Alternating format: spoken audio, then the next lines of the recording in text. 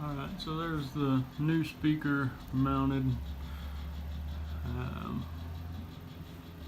I decided not to wrap this. I probably should, but that's something I can do later. But that's the new Alpine speaker that's in there. On the walls, I've kind of given up on that project. You can see where I've got this little shape cut out of this one. Try to navigate around here.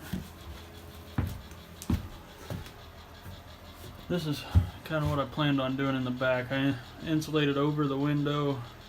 I thought about removing these all together, but obviously didn't. So that's some of that foam board insulation from earlier. I was just going to leave these tops open because you could slide that open for ventilation or whatever. I've been kicking around the idea of getting a couple dogs, and so this would end up being where they stay when they're not out and about. So I thought that'd be good for them. But that's what that hole is for. After I got those propped up against the wall, it was hard finding a spot to... These walls are curved. I don't know if you can really see it or not, but they kind of curve like this. And I don't know. I think it's going to be too much work to try to keep it tight around the window frames. From here to the bottom of the window, that part of the wall is straight because obviously they mounted a straight window in there. So you've got to make it curve from here to the window straight, and then curve from the window to the floor. And I'm not sure that those walls are thick and heavy duty enough to make that bend and stay that way without just falling apart. And you can see just from me moving them around in the bus, they're just kind of falling apart. This one I haven't even done anything with, and it's already just getting mangled up. And I think by the time I got one mounted, the seams would be so chewed up that it would just look bad. That's probably a good idea if you've got help. If you're doing it by yourself, that's probably not going to work because it didn't work for me. So I'm doing what everybody else did, and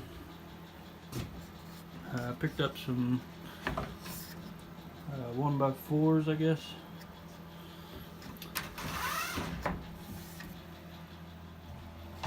I did these in 12 foot long because that's from that back wall to where this is at is 12 foot in my bus. So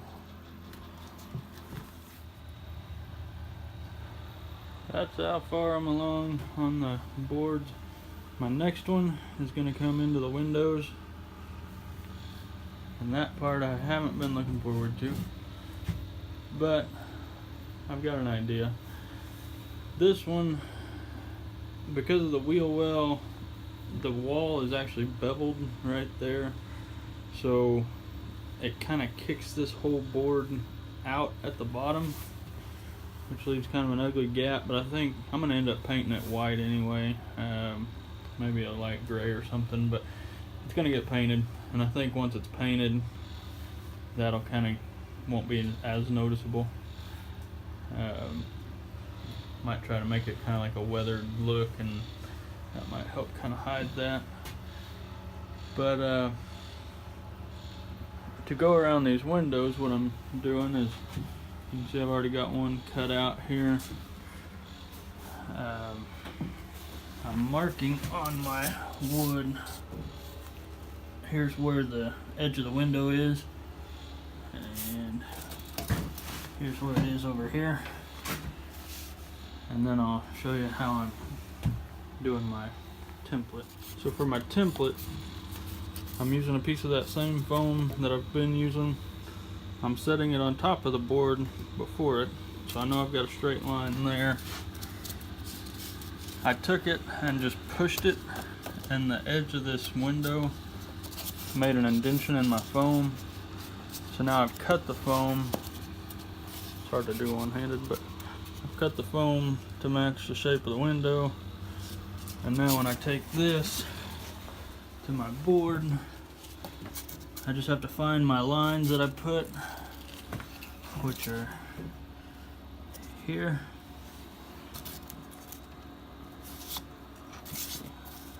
Alright, so my line is there. I'll line up the foam with the line. I'll make sure my edge is straight. Make sure this line matches. Make sure my foam is straight.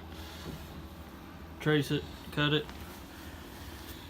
I'm doing that all the way down, and that's how I'm gonna make it go around my windows. I'm still gonna cover up the bottom of this window. When I go across the window, this is a straight edge. As you go across the window, you're gonna have a gap between the wood and the foam board that's already there. So I went ahead and cut some extras. I'm gonna double up here, and then it'll come up to the back of my board. Might as well get more insulation while I can. And I know that's probably overkill, but I'd rather just fill the gap up. When I get up to this part, I'm gonna try to make it straight across here. So you really wouldn't be able to see down through there unless you were, you know, way up here, but that won't ever happen. So hope all that makes sense. Alright, there it is. The one I was dreading. And of course, I'm going over the back window.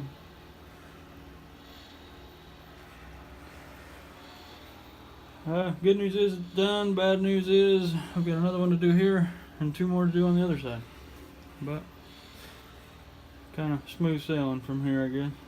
At least I know how to do the next one. Another thing I'll point out is I wanted a screw that stuck out pretty far. I wanted something that looked kind of like that.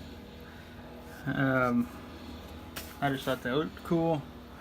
I didn't want to have to worry about coming back and filling in where the screws were at if I flush mounted them. And I thought this was kind of cool. I've just kind of been putting them in a straight line in between these windows. And whenever I do the pieces between the windows, it'll branch out into 2 screws and then back into 1 screw. These are the same way, 1 screw, branch out to 2 screws, back to 1 screw. The very back.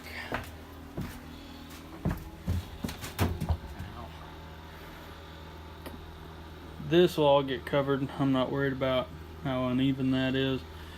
The front is actually cut a lot better because I've been cutting them, butting everything up. This piece is carpeted. I've been butting everything up to that piece so that line looks good. This wall isn't actually solid. It flexes. So whenever I do this wall, I'll have to come back with some quarter round or something and fill in that gap because I'm not exactly sure how big it's going to be. You can actually see where the wall kind of wrinkles because it's just kind of stuck up there. It's not really attached to anything. There's kind of a, yeah, that's got a board behind it there, but anyway, you get the idea. Now that I'm about to cover up this back window, I was talking about doubling up my foam, and that's what I'm going to do. If you're not familiar with the spray adhesive, this stuff I used for when I did the top of the cab up there, you spray it on one surface, spray it on the other surface, stick the 2 surfaces together, and then they don't come apart, obviously. This piece, I peeled off the little film that's on it and you can tell it just ate right through that styrofoam. So you want to leave that film on. That's what I did on this one. Luckily I've still got the film on this side, that's why it's got the writing on it and everything. So I'll spray this side now and stick them together. My big deal is I don't want anything to rattle by the time I get done. I don't want any squeaks or anything, so that's why I'm gluing some of this stuff. I said I was going to liquid nail these boards while I screwed them in, but you can see, like from this angle, a lot of these boards don't actually touch the walls. They're kind of free floating. It may touch by this window and it may touch by this window, but nothing in between. And so you're kind of just screwing those boards until they're snug up to something. That doesn't necessarily mean it's snug up to the wall where you're going to put your screws at.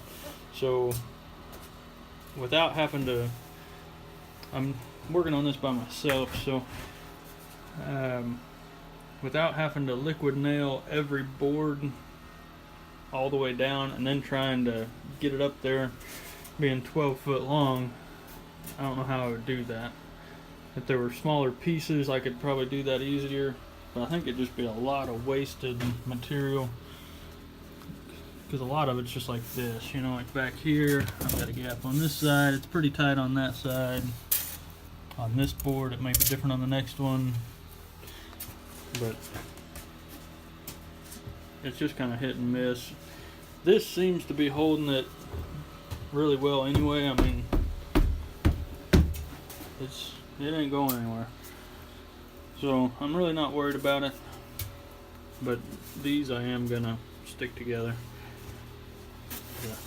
Styrofoam on styrofoam makes a nasty noise. Alright, now that's stuck in there, and the way it wedges in this window, it would probably hold itself, but I just don't want to hit a really bad bump in that slide behind these boards or something, and that's why I didn't glue it to the window, but I glued the two pieces together, and now it's actually flush with this, so when those boards come in, it'll hold it inside that frame so it won't go anywhere. That's overkill on insulation there. But alright, so I'm gonna do this board coming up here to this window, and I'm probably gonna go ahead and go all the way up because I'm really wanting to get this bathroom sectioned off, actually over to here. I keep going back and forth. I don't know if I'm gonna do the whole back or if I'm gonna start at this door and section it off. That way I could have this corner to use for something. I'm still kicking that around, but either way, I'm gonna go ahead and go all the way up to the top of the window here for now. That's probably about as far as I'll get today, but I'm gonna do this piece here the same way I did these cutouts around the windows. I'm gonna stick my piece of foam up here, push it till it makes an indention, cut that out, stick that on my board, and then from this top line I'll measure to the wall and cut my board to fit, and I'll at least get a couple boards done today. Might be about as far as I get.